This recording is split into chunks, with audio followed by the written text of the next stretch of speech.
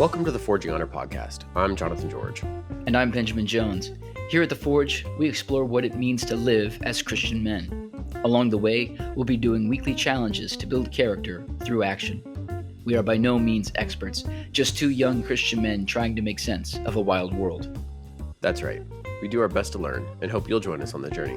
And if you want to get directly involved, go to forginghonor.com to find information on how to join our community.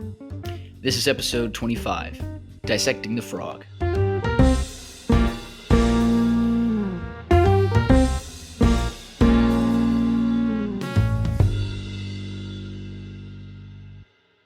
All right, challenge wrap-up time. As a reminder, challenges last for 10 days. That's Monday through Friday for 2 weeks. They are simple daily tasks to grow us as men. This previous challenge was Banjo's brainchild. Essentially, go learn comedy, learn how to tell a joke, study the comedians. Banjo, how'd you do?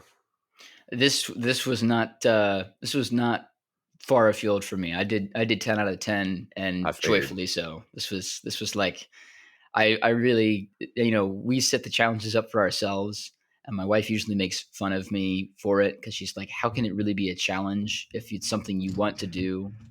This was a week where I was like, yeah, she's right. This one for sure. I was thinking about it going, I don't know if this one actually hits all of our criteria just because I don't know. I don't know how much this grows us as men. I hope in a good way. I'm excited to talk about it. I think there's a lot to talk about. I have a lot of questions to ask you that I think are going to be interesting. I think we're going to have at least one fight.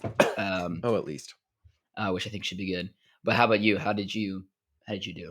I did 6 of the 10. And a few of those days I almost didn't. I just almost forgot. I'm not like you with this. It's not natural for me to go seek this stuff out necessarily. So did you, sorry, you keep going. No, go ahead. I was going to say, did you grow up with comedians? Was this a form that you were familiar with, or? Not particularly stand-up comedy. Or anything like that, or even like comedy movies. I didn't really grow up with. I think my biggest exposure to comedy was like sketch comedy of like, the early 2010s, right? At that age where I guess early, like middle school, early high school for me, where YouTube was really starting to blow up at the time. That would have been 2000, 2009, 2010, somewhere in there. Were you a Vines guy? Yeah, I remember Vines. I loved Vines. Those were awesome. I didn't do Vines. I didn't do Vines because from the age of 7, I was obsessed with stand-up comedians. And so when I saw Vines, I was like, that's not a joke. That's but it 3 can seconds. Be like, that's the thing. It's like, what makes a joke? Mm-hmm. And so that was part of our study. Yeah. So I grew up, it wasn't just Vines, but it was, did you ever watch, ASDF or ASDF as it's called, just those first 4 letters on the middle row of the keyboard? Oh, I think so. Once or twice. Yeah. They were like these little, that was like peak, was that like 8th grade for me, like just peak comedy at the time. There were these little stick figure drawings that just did funny stuff, and it was hilarious. I think the comedy is more than just like it's more than just a 6-second blip, because there's callbacks and there's ways that it intermingles, but also it is very quick jokes, very rapid fire. So it's definitely different than that. And then the sketch comedy, as I mentioned, there's just some really great stuff from that era where, the camera quality, terrible. It's these 2, whatever, college students or high schoolers trying to make this hilarious. There's just little things like that I really enjoyed. Were you an SNL guy? Did you Saturday Night Live? Not really SNL. No. I'd say as far as like the bigger studios go, the biggest it ever got for me was like Studio C, like the Christian version. They're not even Christian; they're Mormon, I think. And someone's been a commitment for that. You and I had 2 totally different comedic upbringings then. Mm-hmm. Totally different. The rest of my comedy that wasn't like on YouTube was pretty much all books, and then just not even books or no, like funny writers, like funny writers, like Wodehouse. We had an audiobook of Wodehouse that we listened to when we drove down the road. Yeah. And it was all the Jeeve stuff. I'm trying to think if there's anything else that was particularly humorous. Shoot, I should have sat down and thought through some of this a little more as far as authors that have influenced me in that regard. I think But even the way you say that was kind of like, I don't remember anything particularly humorous. It's like it's like you're trying to remember your medical family history. You're like, I think we had a joke back in the 2000s, you know. I had an yeah, uncle who was funny, but that's pretty much well. So here's the thing: my family as a whole has cultivated this very dry humor okay. and this very like.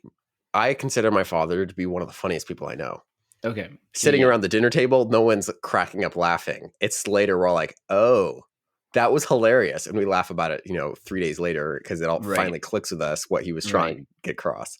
Mhm. And I think he takes joy in that. He takes joy in weaving a joke that requires time to figure out. Right. My grandfather is the same Very way. British. Yeah, it's true. Well, I think that's part of it. My um, both he and my mother grew up reading a lot of British and then early American authors as well, who were still being influenced by that in some ways. Um, like I don't know. I find I personally have found like even the works of Lewis to be hilariously funny, Mhm. and maybe it's like there's something going on there that's different than a stand up comedian. Oh yeah. But Um, it is Lewis is very funny, He's especially like hilarious. Chesterton is Screwtape. even more like, oh, I was gonna Screwtape say, Letters. I yeah. laughed out loud multiple times reading that book. Like Yeah. there, so I was my young life was not entirely devoid of humor, but my grandfather. That's how his memoir began. My young life was not entirely devoid of humor. See, and this is so I'm already noticing because you're thinking about stand up, you're immediately Mhm. doing what you do, which is I'm doing my bits, yeah. you want to do your bits. This is And I I think that's a big difference. You'll always put on a voice. You always do the stand up bits, and I much prefer to be like just straight well, deadpan to the point. I don't always do the voice. I think the voice is helpful on the podcast, Fair enough. because it's like, nobody's seeing our faces, and so the voice helps. But like when I'm in class, when I'm teaching my students, my favorite thing is just to go right by it and do what your dad does, and just come across with like a kid will say something, and I will say something that none of the kids will get, none of them. Exactly. And then like one of them at the end of class will get this look on their face, like, wait a minute, did he say that He like 20 said minutes that, ago? didn't He he? said Yeah, that. like, exactly. Or what's really funny is this week we're doing a unit in sarcasm with my 10th graders, and so I've allowed sarcasm in the classroom, as Oh I boy, say, if you're using sarcasm, obviously you're learning something, um, which was sarcastic, but I um, did see that SNL bit. so it's a good Oh one. yeah, But be more anyway, gullible. so one of the kids goes, I gave some example of sarcasm, and one of the kids goes, "Isn't sarcasm supposed to be funny?" And then I said, "Like you?" And so it's that kind of a thing where Just the back and whole forth. Yeah, just you back get and into it. forth. And so I'm an eclectic. I bring a smorgasbord of comedy to the table. Did you grow up with the Fair enough. Muppets at all? Didn't watch the Muppets till I was probably like a senior in high school. Okay. No, Yeah. my comedy upbringing was lacking, you could say. I'm sorry, Well, Banjo. I'm I sorry to have think failed of you so early, so young. I think of you as a very funny person. I enjoy our conversations because I laugh. I think that's part of the deal. But Fair enough. I have realized that I have a really what's growing to be a niche sense of humor. Like I remember when Vines, and when what was the thing that came after Vines? Uh, there was like a sequel to Vines that was popular, but it wasn't as good. I can't remember what it was now. Anyway, that I like mean, short everybody's adopted that now with Instagram Reels and right. YouTube That Shorts. that short form humor never appealed to me, because Hmm. I grew up on this like stand up and like SNL. I love a good SNL sketch, and all those things. Uh, but I don't think that's a really popular form anymore. Maybe at least among, I'd say, like the younger kids. Like I don't see younger Sure. kids getting into Sure. it. I don't know about our age. I think there was like probably an upswing with comedians like John Mulaney, um, and guys like him that are Yeah. recently coming up that I think got like that was really in the bloodstream in college. I remember. So that was. Did you find you watched John Mulaney in college? Oh Did yeah. I mean, you found him funny? uh, again, I didn't seek him out. Someone would put him on in our room. I thought he was pretty funny. My issue with most stand up comedians, and it's the same for John Mulaney, is it's um they cross more lines that I'm generally willing to cross in terms of Okay. their content. That said, like I get why, like they'll make the arguments why they need to cuss, why they need to cross the line to all the sexual stuff, etc. I Yeah. get it. Um, I just don't see the need for it because I Yeah. think there's so much other good humor out there. Like you don't need to go for pure shock value, right? And Right. half the time it feels like if they're doing that, they're using it for the shock value, not because it's actually a good joke.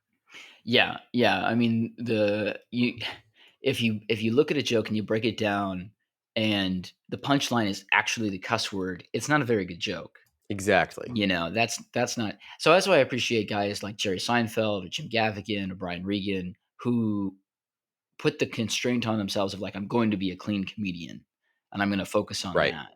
And Right. they're like, and because of that, I think they're much funnier because often their jokes are just timeless. It's like, Exactly. it's always true that this is the case, and Right. I think if you hang your hat on making the joke the curse word, then it's just not as funny. But Right. I see a lot of kids, or I've seen a lot of kids, and I'm not talking about my students now. I'm talking about kids I grew up with who thought that the punchline was the cuss word and that the cuss words themselves were funny. And I think that gets to something that I kind of want to talk about is like I don't quite know how to phrase this properly, but it's hard to tell a joke. It's harder to tell a joke than it looks. And I think it takes a lot of skill and practice. Um, and I've seen a lot of guys struggle with finding what's funny and figuring out what's actually funny and figuring out how to make other people laugh. But it's such an addictive thing. Like once you figure out how to get someone to laugh, like oh, it's the best feeling in the world. I think, personal opinion. I was about to say for you, maybe. Yeah, for me. I think there is to some extent in any friend group, like those are the best times when everybody's laughing, we're all Mhm. cracking jokes. Um, and that's great times. I wouldn't say that necessarily any one of us would be considered, the quote unquote class clown necessarily or anything like that. No, no. Uh, but what does make you laugh? Let's start there. What does make you laugh? I think, I mean, it's the same thing as anybody else, a combination of timing, really. I think that's the number one thing is timing. Um, you could tell the funniest joke in the world. If you tell it the wrong way, the wrong time, you just sandwich all the lines together, it's not going to be funny. Uh, I think the other piece of that is, as with any good writing, um, turning ideas on their head or coming up with the unexpected or taking a quick about face, stuff like that. Mhm. I find that hilarious. Yeah. It's I will say you were telling me I hadn't really watched a ton of Jim Gaffigan. I watched some more of his.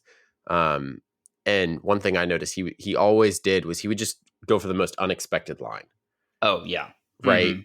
Um, and like he had this bit just or it's these lines and these comparisons. Like he had this bit about a bear coming at him Yeah. and about how the bear probably thought like that Jim Gaffigan was this giant land salmon. Like, like it's the greatest day ever. And there's just ways where he just he kind of and then he kind of hones in on that idea a little bit and he just keeps coming up with the unexpected and you Yeah. should go watch the bit. It's hilarious. Yeah. And I will never do it justice. My point being, That's one of the keys of a great joke, though. I Mhm. was listening to another comedian who was talking about, his Mike Birbiglia. He was talking about the best comedians when they tell a joke.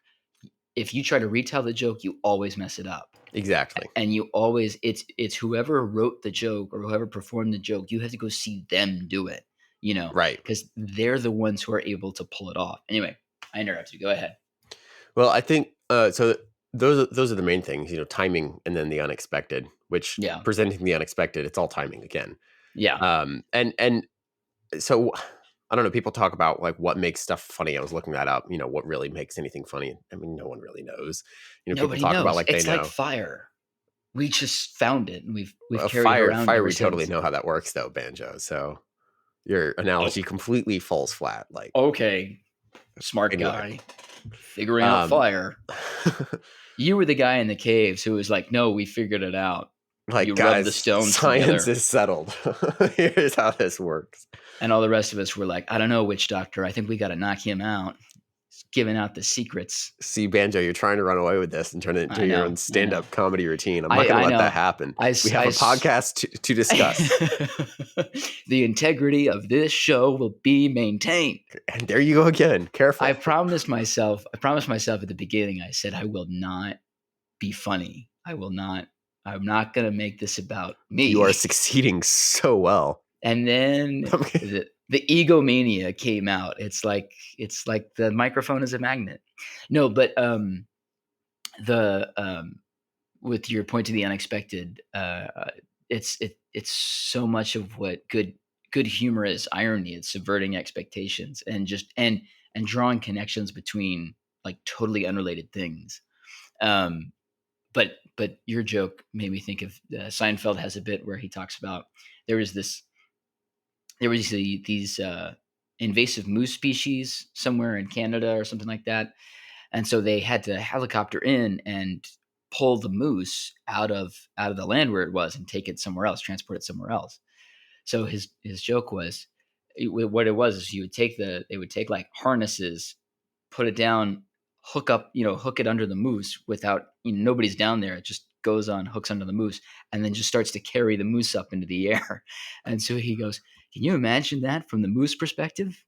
He just is standing there minding his own business, and then all of a sudden he goes, "I guess I can fly now. I'm Super Moose. I'm going to go See, and there you stop go. all moose crime." There you go. And then he goes, and then he's trying to move from side to side a little bit, trying to steer it. And he goes, "Well, I guess I haven't figured that out yet.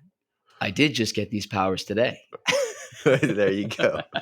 See, and that is legitimately funny. I mean, it's a funny image on its own. A moose just On being its picked face, up, it's great. Right. and he's taking something funny and he's relating it to Superman. Yeah, exactly. Like that. I don't know why that's hilarious though. Like, why is it But it funny to is. us?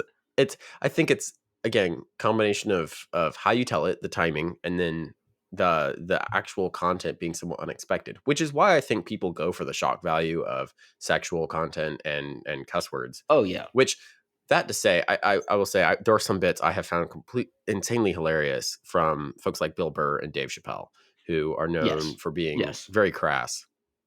That said, I you could strip down their jokes and tell them in a way without some of the crass. I Most of the really time. think because most of the time the punchline isn't the crass bit. They just happen to be crass Mhm. people telling these jokes.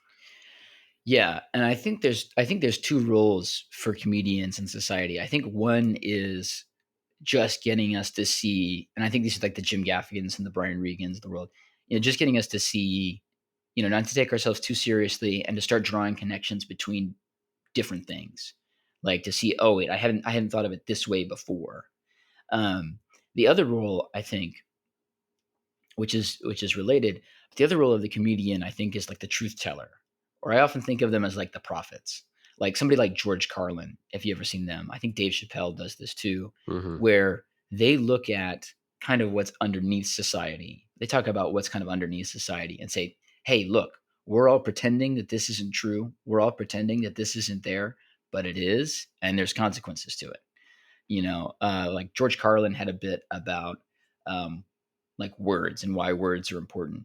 And so he would go through and he would like list all of these different words that have like changed over the years. So like he was talking about like the origins of PTSD. He says people come back home from war in World War I, and back then it was like big words, big powerful words, shell shock, right? Big words, you can feel them, right? Shell shock.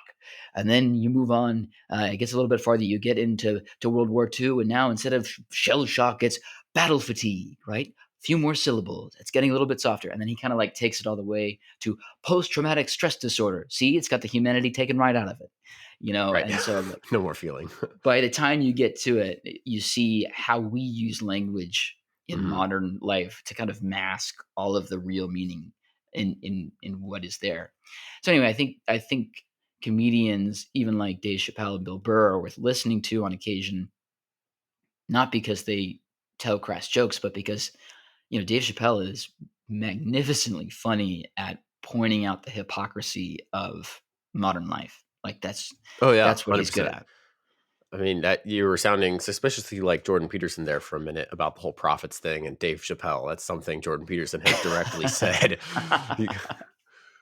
Which, by the way, I did see this clock twice a day. There you go.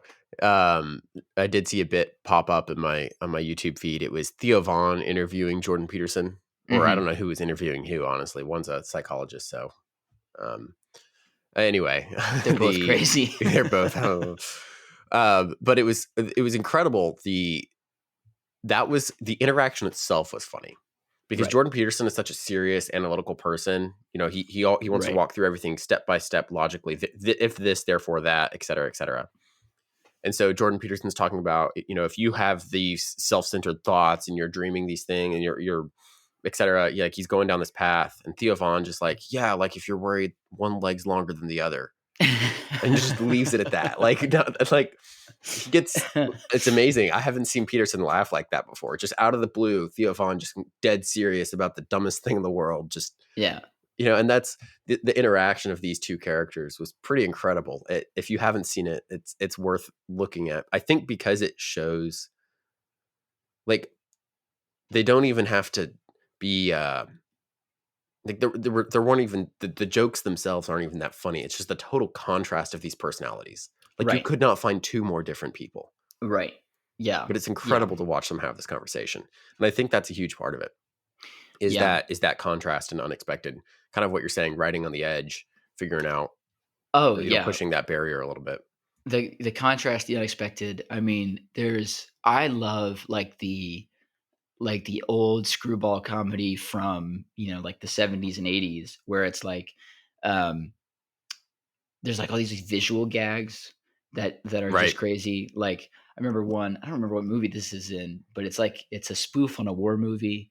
And in the front of the camera, in the front of the frame, you can see like a really big rotary phone, and it's clearly big because it's it's in the forefront. And far away, you can see like the war room desk where everybody's like gathered around the maps and they're talking. And the phone rings, and a general turns around and starts walking towards the phone. But as he's walking towards the phone, you realize that it's not the image isn't right. And then he gets up next to the phone and he picks it up and it's as big as he is. And they've just fooled you with the foreshadowing or with the foregrounding. And I love that kind of contrast because it's just so funny because we know what's supposed to happen there. We know what that is supposed to be. And then it's just totally broken in the best possible way. For all of its warts, like the movie Airplane is like that. I don't know if you've ever seen that one. I couldn't finish it. It was too crass or too. No, just there were for one, I sat down to watch it with my wife and not with a bunch of buddies. Neither of us had ever seen it, so there's that. Okay. Yeah. And for two, I think there was just something about like the way the jokes unfold. It just maybe if I'd watched it when I was younger, like at this point, everything's been redone. Right. Now that just feels like The Matrix feels this way, like the movie The Matrix. We sat down to watch it our first year of marriage because neither of us had ever seen The Matrix. And we went, wow, we can see every other movie since this movie came out, all the action unfolding, every bit of it. Yeah. Unfortunately, that makes this movie look dull and boring now. Right. This right. Does that make sense? Yeah. No, I get it. And you're wrong, but I get it. Well, I can I can fully acknowledge The Matrix had a huge impact. I can see how so many movies took influence from it. And I can see how if I had watched it at the time, I would have thought it was the most amazing thing ever. Yeah. No, I get Unfortunately, it. I have since seen Iron Man and Captain America and all the other, everything else that has Yeah. drawn on it, John Wick, etc. So, Yeah. Um, part of the reason that this is shifting gears a little bit, but part of the reason I was thinking about this challenge was that I've realized how seriously lately I've been taking myself. Like in all that I just do, lately, just like just well, yeah. Uh I don't know. I get in spots where I'm like, "Oh, I am the center of the known universe and everyone's just waiting for me to bloom." That's just it. that's my problem. That's my problem. One of these days I'll bloom and everything will be solved, you know. Uh and when you do that, A, you're not funny. I mean, people can laugh at you, but they're certainly not laughing with you.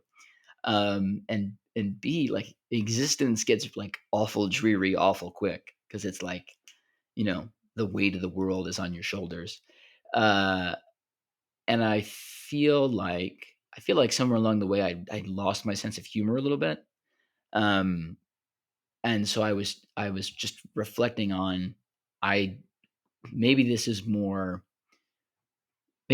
personal in general, but I I used to watch stand-up comedians all the time. That was like a regular occurrence. It's like once a week at least I'm watching some sort of stand-up It's a lot of special or comedy. oh, yeah, I love it. The writing to me is so phenomenally good. That like what I love is writing that can move you. I don't care if it's Sure. writing that makes you cry or like makes you inspired. Like the kinds of things I love to watch are like the locker room speech, the pre-war battle, the funeral eulogy, and stand-up comedy, which are all kind of the same thing. They're trying to bring out this They're emotion. basically identical. Like Yeah, John really. Mulaney at your funeral, everything's going to go great. Could you ask for anything more? Um, Maybe not you, Banjo. but for me, I've been getting away from the comedy and the comedians, and I feel I felt great returning to these things. It was a breath of fresh air for me, for someone who's been taking himself too Hmm. seriously. Like getting to listen to these people whose job it is to not take themselves seriously was really helpful. That's interesting because I feel that way with when I go back and read like Lord of the Rings, which in this last year I have not spent anywhere near as much time in as I've wanted to. And I sat down and read a few chapters the other day. I was just like, whoa, I forgot how much I loved this, how much I Right. really, really loved this, especially as a high schooler and early college student. So I definitely, what you're saying about kind of getting away from something that you knew and then you're getting back to it, I think that can be a huge part of it. Like there was a piece of identity formed at one point, Yeah. which I hate that word, but anyway. Well, I mean, in some ways, it's an accurate statement. Like it was the thing that I remember. I remember the very first time I heard stand up. I was like 6 or 7. My parents were driving us back from some big event, and I was driving up Lookout Mountain in Tennessee, Hmm. and was going up. And my parents. It was late at night. My parents thought all of us were asleep, so they put on a Brian Regan CD, a Brian Regan set of his stand up. Have you listened to Brian Regan? Do you know who that Nope. is? Oh, No. I think you'd like him. He's very funny. Um, very clean comedian. Very good. Anyway, from like the jump, from like the first lines, I was cracking up laughing in the back seat and just immediately memorized every word that came out of his mouth because it was That's so funny. funny. I was Yeah. like, "This is the craziest thing." And then, like 2 nights later, my parents went out on a date or something like that, and we had these babysitters, and they knew who Brian Regan was, and so I was like 7. I started doing the bits for the high school babysitters, That's and I incredible. and I was doing the voice, and the girls were just cracking up. They were laughing and laughing, and I was like, "This is awesome. This I is how it works. This is how life works for little this Banjo. is it. I can do this." And Yep. like a core piece of who I was, like from that moment. I mean, it was just that's what it was. It's like I memorized that CD. I can still Right. probably do like 80% of that CD. You probably do it Um, all the time without me knowing. Probably. Like, I remember I watched, some Seinfeld for the first time, and I was like, Uh-huh. "This is half of Banjo." Like, literally, wait a minute, I'm on to him now. That's my secret. I go and watch TV from the 70s, 80s, and 90s, download them into my personality because nobody has seen them, and then they're like, "Wow, that Banjo is really funny and original." I'm not. I just have good resource material. Like, wow, his jokes are really old. Ugh. Yeah, so anyway, it's a really core part to me, and I think because I love comedy so much, I feel like it's important for other people. I feel like this is something Christian men should have, um, because I think it's just as important as, how do you do a job interview well? I think you gotta be able to tell a joke well. I was talking about this with my father-in-law over Thanksgiving. Um, we were grilling the turkey together, which was an adventure in and of itself. But we're grilling, enjoying a cigar, some wine, and I asked him. I said, "What do you know?" We're talking about thinking about comedy this week and how important my father-in-law is a pastor. I said, "How important do you think it is for for pastors to understand comedy? Like how much of a role do you think that plays in preaching a sermon?" And he's like, "Oh, I think it's really important, um, because part of telling a joke, there's so much timing and delivery and performance that goes into it, um, and in order to do a joke well, uh, you have to you have to master A, what you're writing, B, how you're saying it, and like every element of it. Like you were saying at the beginning, like you have to get the timing down. That's no accident. Right. Like a joke told well is like a Swiss watch. Um, but you also have to get like every word needs to be in the right place and in the right order, you know, and it should get a result. And part of what I love about telling a joke is that if it's funny, you're gonna laugh, and if it's not funny, you won't. And Exactly. it's so black People and don't white. fake that. You can't fake a laugh. I mean, you can, but it's so obvious. It's Right, most right. of what you do to me on a regular basis. You fake the laugh, and I know it. Sure, And Banjo. Yeah, yeah. I have to make my co-host feel somewhat decent about himself, considering well, how down you get. No. yeah. This whole podcast is just Operation Keep Banjo Happy. I will laugh at your jokes for you, Banjo. Oh, don't mind me. I'll get along fine. Little Eeyore. Could be worse. Don't know how, but it could. Yeah. Pretty much, pretty much. That's me. Anyone who knows me, It, that's my what's funny about you were saying about comedy being a science. I did hear, this was a while ago. I can't even remember who it was. It was over a year ago. I listened to an interview with the comedian. I'd need to go back and check which podcast it was and even find it. But the thing that I remember sticking out to me was she was talking about how it with her sets at one point. I can't remember if it was her husband, or someone who was in, more interested in the stat side of stuff.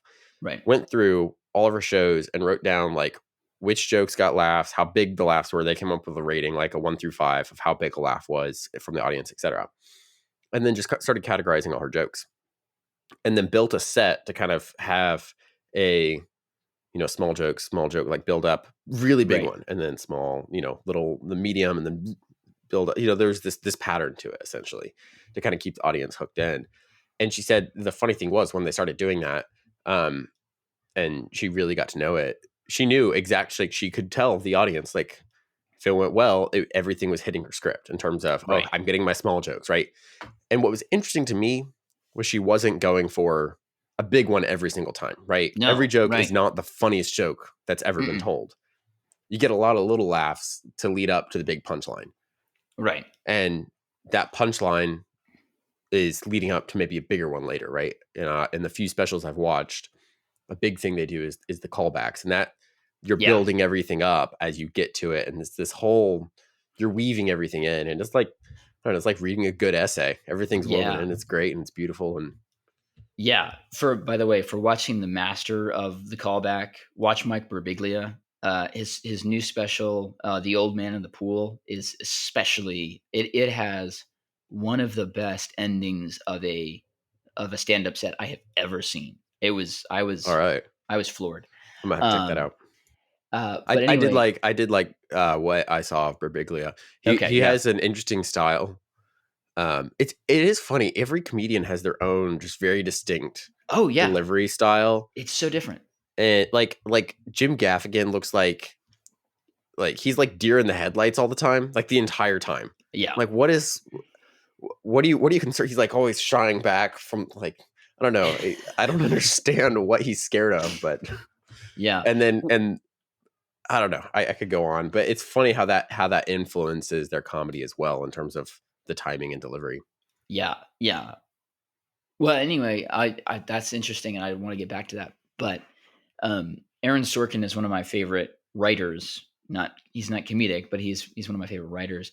And he talks about any speech, any written work that is spoken before an audience he says it has all the qualities of music.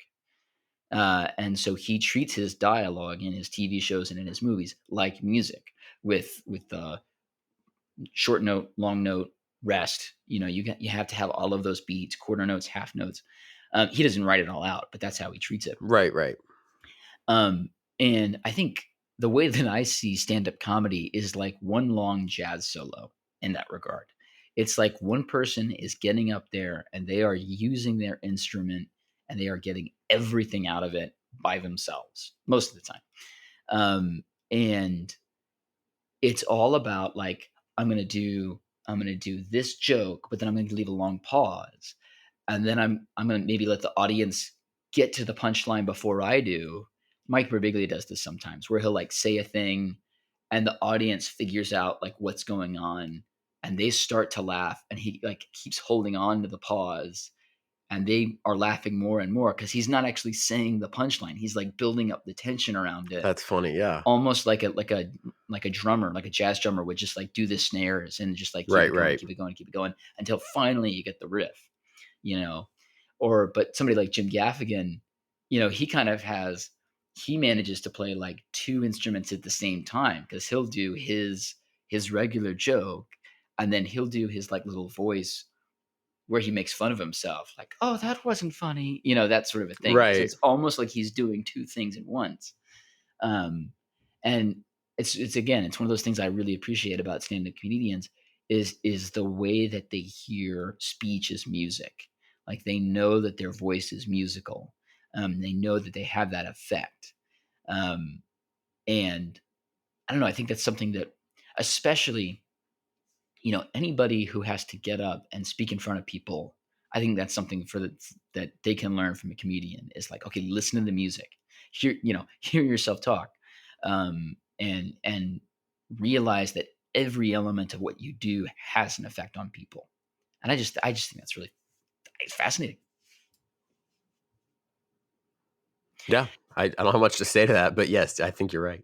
So do you have a joke, either like, not necessarily a stand-up joke, but like any joke that you love, that you've grown up with? Just like any old joke? Any old joke. I mean, no. Like, there's or a line that your dad said, maybe. No, the number one, the only thing I can recall is my mom used to ask us, when is a door not a door? When it's a jar. Yeah. And we would all laugh. And it wasn't until I was like 14 or 15 that I finally got the joke. And we've been saying it for a decade.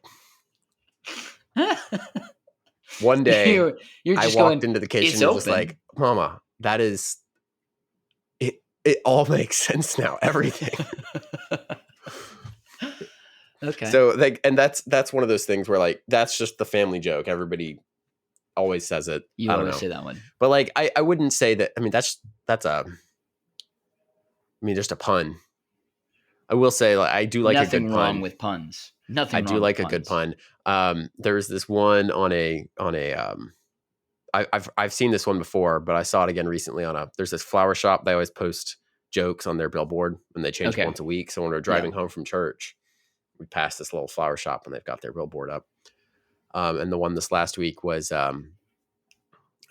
puns about steaks, a rare medium, well done. That's good. See, That's good. that's a good one right there, isn't it? So I thought that one was pretty funny. I like a good pun. I think that it's more the sense of humor, Yeah. more than it is any one particular joke. Subtle lines. I was realizing, I didn't mention the Andy Griffith Show, something I grew up Oh, on, classic. Yep. and the comedy there can be somewhat situational. You know, you have Barney, and he's hilarious, right? He's He's got great. his hilarious moments. I was watching some of it recently and realizing Andy himself is the real comedy mastermind. Oh, he's genius. He's I did great. not realize, like, as a kid, Barney's the funny guy. Mm-hmm. I'm realizing Andy just has all these lines. Like, he'll just say something So slightly dry. off, and you're just like, I think that's kind of that's what I've inherited from my family more than anything else. Yeah. Anyway, was there a place you were going with that, Banjo, or do you have something? No, well, I was just curious because, I think just as just as like the way that a comedian tells a joke is like, oh, that's unique to them. You know, Very much so, yeah. what you find funny is also subjective. It's unique to you. So I think you can learn a lot about a person, and I don't mean like in a psychological way, like, oh, he thought this was funny. It's just like I think you learn a lot about a person by understanding what makes them laugh and what they think is funny.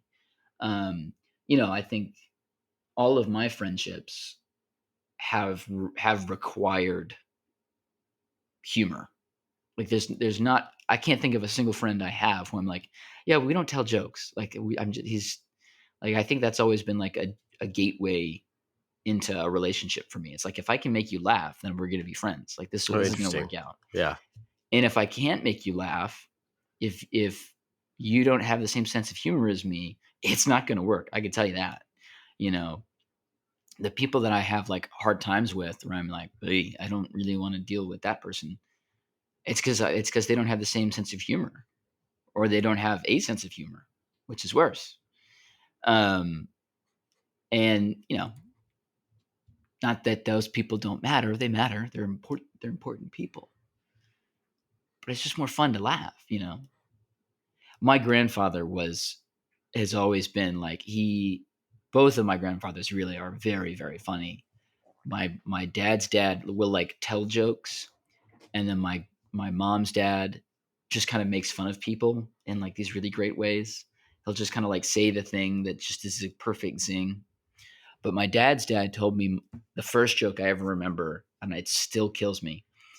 He says, "So you have five. If I have $5 in one pocket and five Mm-hmm. dollars in another pocket, what do I got?"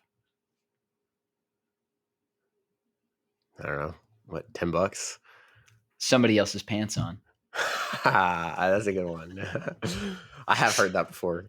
That's one of my favorites. It's just so. I mean, talk about like unexpected. Like the Yeah. setup there is so clear, and the payoff is so. It's so unexpected. It's great. But the joke I love that I think about all the time is there's this boy I love. Mm-hmm. I won't tell any of my hairy dog stories, but those are my Oh boy. favorite. I love the jokes that go on for like 10 minutes Oh yeah. and then have like the dumbest punchline. That kills me I time. I assume then the one about the monk, like or the guy in the Yes. monastery. Yeah, that's a good one. I have used that one before. Yes, you have used it. Everyone groans every I remember you time. telling me that joke. Oh, really? You hadn't heard it before that? I think so. Yeah, I think you were the That's first. funny. By the way, folks should absolutely feel free to send us their favorite jokes. I would love to hear I what will folks. laugh at them. Please send it in the Discord. Do we have an email? We need an email. We have a Twitter I think account. there's one on the website. We do have a Twitter. Send it to our Twitter. What's our Twitter handle there, JJ? I think just Forging Honor. Forging Honor. Look us up. We would love to laugh this week. But one of my favorite jokes says this boy. I probably told you this one before, JJ, but pretend this is your first time. Okay, I'll do my best. It's not the fifth audience, I swear. He goes to the summer camp. This boy goes to the summer camp, and it's his first time away from home. And so he's really nervous, and he goes into the lunchtime, and everybody's sitting down, and he gets invited over to a table. So he sits down with these kids. And he makes friends with this one guy. And so they're sitting there and they're talking. And then all of a sudden, one guy stands up in the back of the room and he goes, 22. And everyone bursts into laughter. Everyone's laughing. Somebody else stands up and they go, 16. Everyone's dying. Everyone's just on the floor. Somebody else stands up and goes, 73. More laughter. Everyone's just cracking up all over the place. And the kid is so confused. He's like, what's going on? So he turns to his new friend. He says, why is everybody laughing? What's the deal? And he goes, well, so we have a camp library, and it's got all these books, but we only have one joke book. So everybody in the camp has read the one joke book, and we've all heard the jokes a million times. So now, to save time, instead of telling the whole joke, we just say what number it is, and that's all. We just move on. Yeah. And the guy goes, "Oh, that's pretty great." So he, after lunch and after free time, he goes to the library, and he goes and he picks up the joke book and he looks through it. He finds a couple that he thinks are pretty good. So he memorizes the number and he's all excited. So he goes back to lunch. He goes back to dinner, the next meal, and he's ready. Everybody's sitting there. It's quiet. There's a lull. Somebody stands up and goes, 65. Everyone cracks up. Somebody else comes around and goes, 47. More laughter. Finally, the kid gets up. He's all excited. He goes, 12. Nothing. Dead silence. Nobody says anything. He's blushing. He's beet red. He sits back down and he turns to the guy next to him and he goes, what happened? I thought that was a pretty good joke. He goes, you didn't tell it right. Exactly. See, so that joke, actually, you're not the first one to tell me that. First time I heard that joke, Banjo, which that has layers to it. The first time I heard it, I was like, I don't know, 8 or 9. And I didn't understand the whole concept of timing. Right. And there was this older gentleman that was a friend of the family, and he told that joke, only instead of a little boy, it was a man, and instead of a camp, it was prison. But I remember being just like this completely like, what? And just puzzling over that for ages and ages. And my dad thought it was pretty hilarious how much I had to puzzle over it. Yeah. No, it's funny. Yeah. I mean, it's a terrible joke, but it's funny. I think it's great. There's another one. Don Rickles was a famous comedian back in like the 70s or whatever. He was friends with Frank Sinatra. Mm-hmm. And they were big time guys. So, Don Rickles he's at a club in Vegas, and Sinatra's coming by, and Rickles says, hey, I'm meeting this girl later for dinner. Would you, it would really mean a lot if you would come by. It would really, really seal the deal if you came by and introduced yourself, because you're such a big star, Frank. It would be such an honor if you came by. So Don Rickles goes to town. Frank says, all right, I'll do it. I'd be glad to do it for you, Don. I'll be happy. So Don Rickles is sitting with the girlfriend, and Frank rolls up all high and mighty. He's all excited. He walks to the guy. All Sinatra, yeah. All Sinatra. He goes, hey, Don. And then Don Rickles turns around to Frank and goes, get out of here, Frank. Can't you see I'm busy?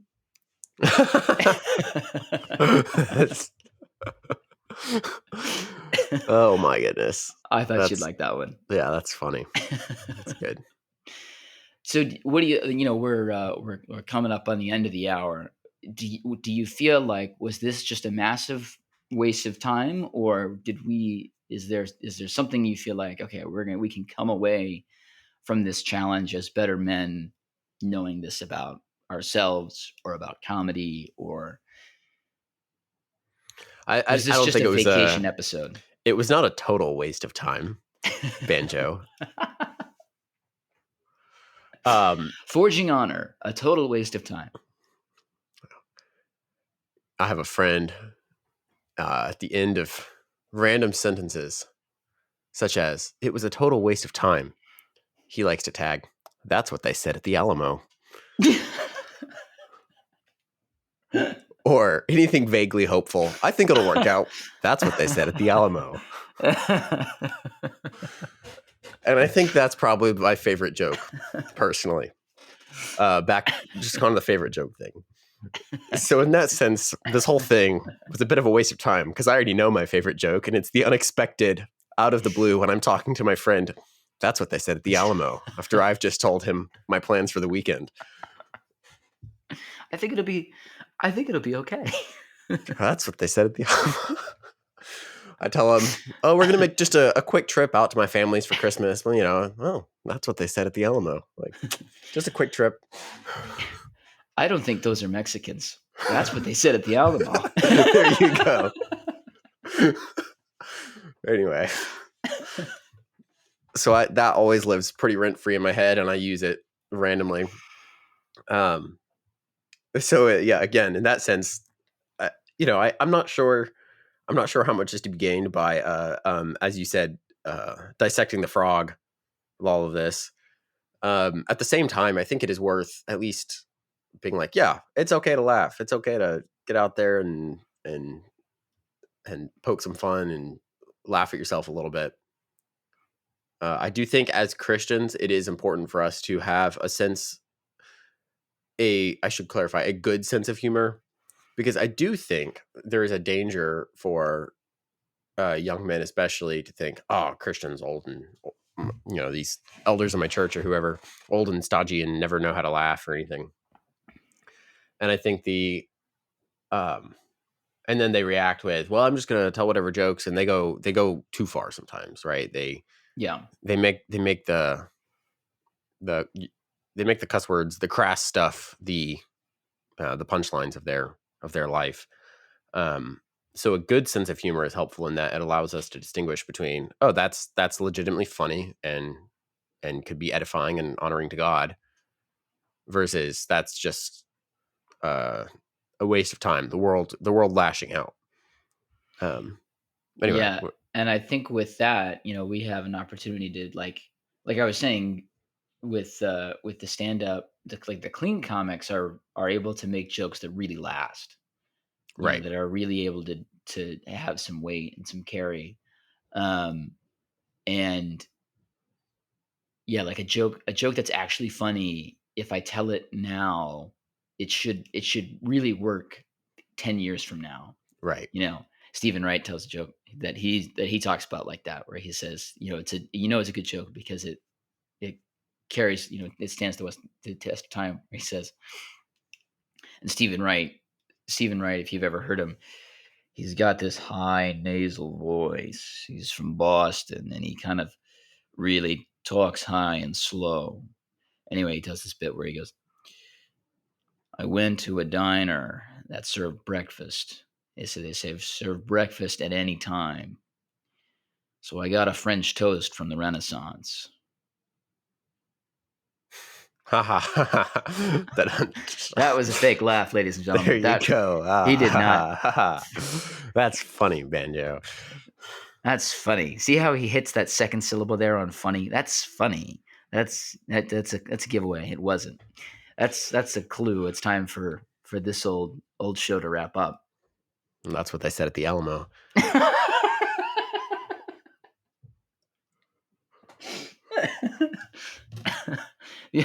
The other one I love is that I still, you'll know this is one of those things that I stole from my personality. I love it when somebody's making a huge deal out of something. They're like, and I wasn't able to, get all of the deals that I wanted at the Black Friday thing. And then I do the Jerry Seinfeld, that's a shame. just like the total deadpan. Deadpan. That's a shame, And man. my favorite is when somebody thinks I'm being genuine, when they don't realize that I'm. They They're like, don't know. "Right? Thank you for this, for your sympathy." And Oh, I'm like, thank "Yeah, you. You're like, glad I could help." yep. But Well, good. Well, I did enjoy this discussion. I will say I'm not sure. I think similar to last week's episode, I'm not sure going forward what habit there is to be formed out of this, or what kind of long-term pursuit other than, yeah, expose yourself to quality material, whether it's good writing or good movies or good, etc. Um, so I don't know. Do you have any thoughts on that, Banjo? I think for me, it's gonna. I mean, this is more of a personal habit, but and I think all of our habits are kind of take them as you like them, But for me, it's like, okay, I'm gonna make it not a priority, but I'm gonna make sure that I'm. I think for me, stand up comedy is a little like vitamins. Like I should have it in my day somewhere. Mm, And if I'm not getting enough, I think I take myself too seriously. I think I don't appreciate the danger of taking yourself too seriously is that you start to think that you're Nebuchadnezzar and you're like, "Oh, look at what I have made." right. I think we need the fools in life to say, "Hey, you're not such a big shot. Like you're not so important." And I think comedians are also great because I love wanting to be a comedian because I love making people laugh. Not because I wanna be the center of attention, but because I wanna make people laugh, like, that's Yeah. that's my favorite feeling is to laugh, so I wanna make other people laugh. So I think at its best, comedy is naturally not self-centered, it's aimed at someone else. Um, so for me, I think there's just little things like that that I'm gonna start taking into the day that I think is like, "Alright, don't take yourself so seriously, learn to write a good joke, and learn the importance of timing." It's a long pause. All right. Go be your own court jester then, Banjo, and we'll see how that works out for you.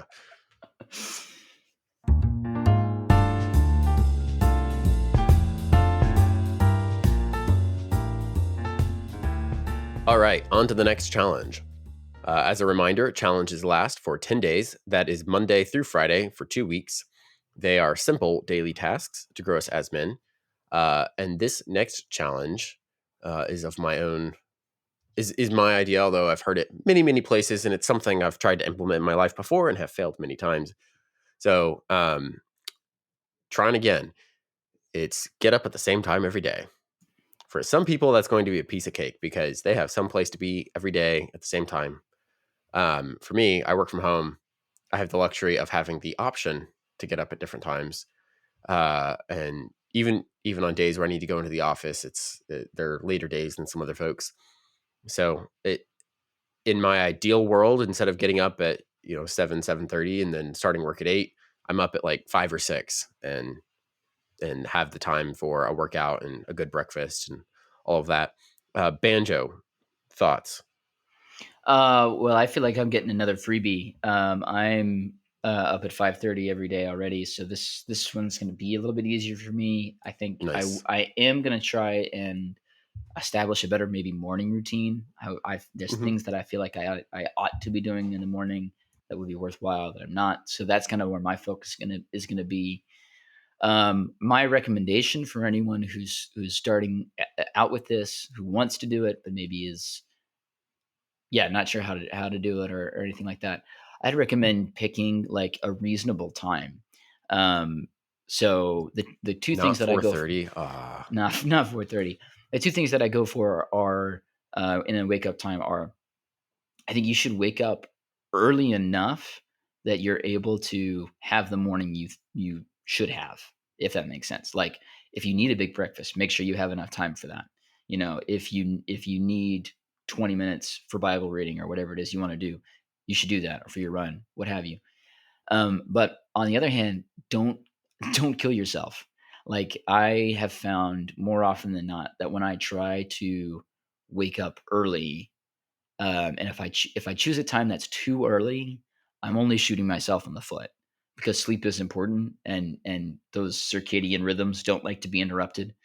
Um, It's true.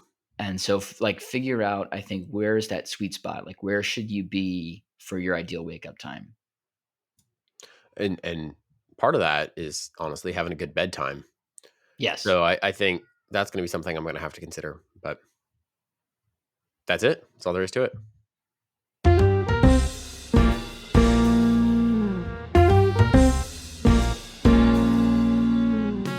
This has been the Forging Honor podcast. Music and production is by Elliot George. For more information about what we do or to learn how to get involved, visit our website at forginghonor.com. If you enjoyed the show, make sure to like, subscribe, and give us a rating to bring others into the Forging Honor journey. On our website, you'll find information on how to do the challenges alongside us, as well as links to the many resources we mentioned in the show. And we do make a small amount from any purchases you make through our website links, so thank you in advance. Thanks for taking the time with us today. We hope you'll take up the work alongside us and join us in the task of Forging Honor. We'll see you next time.